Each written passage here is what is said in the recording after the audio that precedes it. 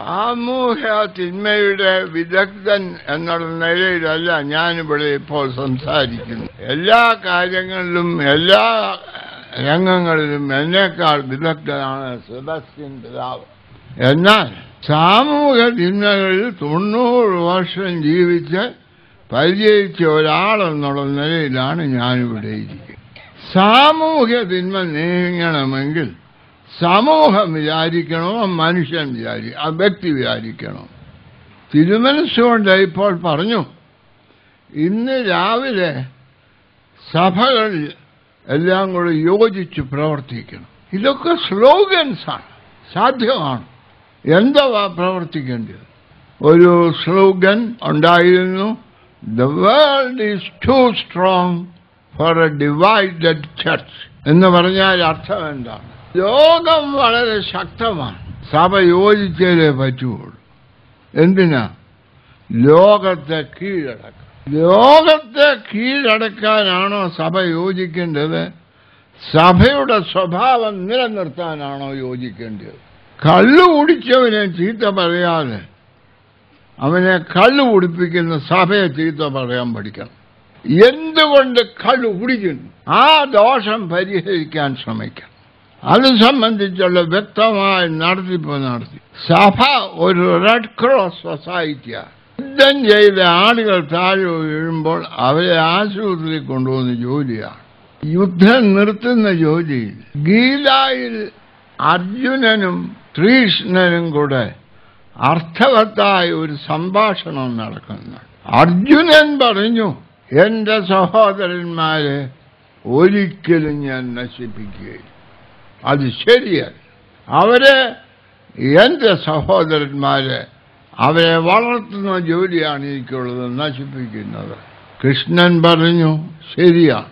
എന്നാൽ നീ നിന്റെ സഹോദരന്മാരെ രക്ഷിക്കുകയാണ് ചെയ്യുന്നത്, നശിപ്പിക്കുകയല്ല. അവർ ദോഷത്തിന്റെ അടിമകളായി തീരുമ്പോൾ അവർ നശിക്കുകയാണ്, നശിച്ചുകൊണ്ടിരിക്കുകയാണ്. അങ്ങനെ അവരെ നശിപ്പിക്കുന്നതായ ദോഷത്തിൽ നിന്ന് ഈ ലോകത്തെ ഒന്നാകെ വീണ്ടെടുക്കുന്നതിന്, രക്ഷപ്പെടുത്തുന്നതിനാണ് ഈ വലിയ കുരുക്ഷേത്ര യുദ്ധം നടക്കുന്നത്. അതുകൊണ്ട് ദോഷങ്ങളോട് എതിർക്കണം.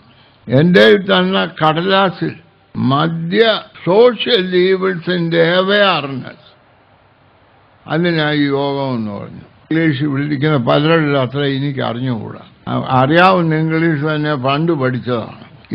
അവയർനെസ് എന്ന് പറഞ്ഞാൽ എന്നാ വാക്കിന്റെ അർത്ഥം? സോഷ്യൽ ഈവിൾസിനെ പറ്റി മനസ്സിലാക്കുക, ധാരണ കൊടുക്കുക, അല്ലേ? ഈ മാർത്തോമാക്കാർക്ക് സോഷ്യൽ ഈവൻസിനെ പറ്റി ധാരണ കൊടുക്കാനായിട്ടാണോ ഇത്? ഇവിടെ ഒത്തിരി ഫിഗേഴ്സൊക്കെ കോട്ട് ചെയ്തു. ഇത്ര കുടുംബങ്ങളെ ആപിച്ചു, മറ്റേത് ചെയ്തു. പരദേശി മോക്ഷയാത്ര എന്ന് പറഞ്ഞൊരു പുസ്തകം ജോൺ ബെന്യൻ എഴുതി എൻ്റെ ചെറുപ്പത്തിൽ ഞാൻ വായിച്ചിട്ടുണ്ട്. അതിൻ്റെ അകത്ത് ഒരു സ്ഥലത്ത് വലിയ ഒരു തീ കെടുത്ത്, ആ തീ കെടുത്താൻ ഒരുത്തം കൊണ്ട് വെള്ളം ഒഴിക്കും, മറ്റൊരുത്തന് എണ്ണ ഒഴിക്കും. ഒരു കുടം വെള്ളം വീഴുമ്പോൾ ഒരു കുടം എണ്ണ വീഴും, തീ കെടുവും. ഇങ്ങനെ കുടവും കൊണ്ട് നടന്ന് കെടുത്താമെന്ന് വിചാരിക്കരുത്. ദൈവം അത് മനസ്സിലാക്കി.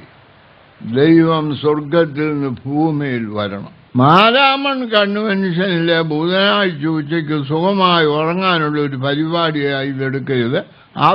അവർ കള്ളു കുടിച്ചുറങ്ങും, നമ്മൾ പ്രസംഗം കേട്ടുറങ്ങും.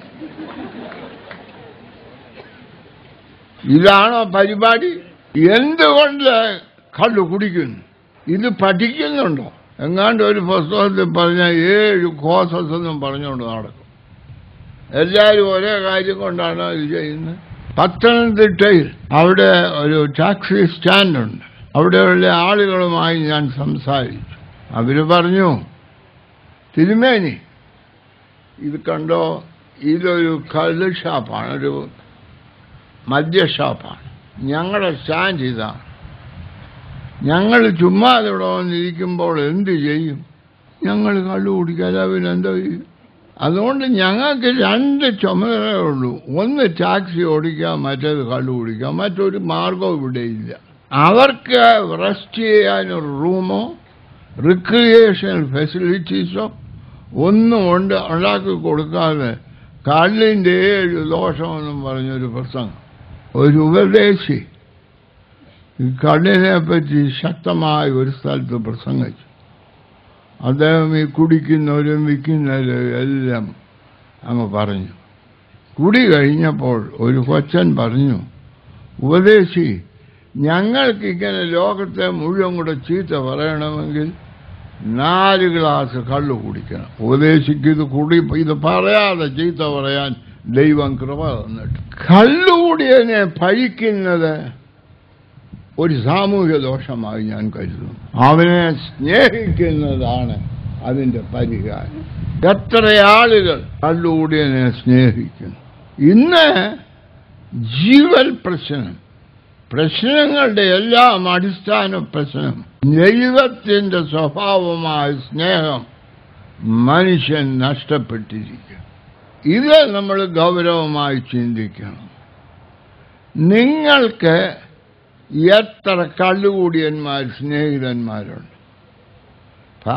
സ്ത്രീകൾ ഒഴിച്ച് നിങ്ങളുടെ പല ഭർത്താക്കൾ നല്ല സ്നേഹിതരും കള്ളുകൂടിയന്മാരും. അത് ഞാൻ സമ്മതിച്ചൊന്നിരിക്കും. പഴിക്കുന്നതിൽ നിന്നും ദുഷിക്കുന്നതിൽ നിന്നും രക്ഷയിലേക്ക് മാറും.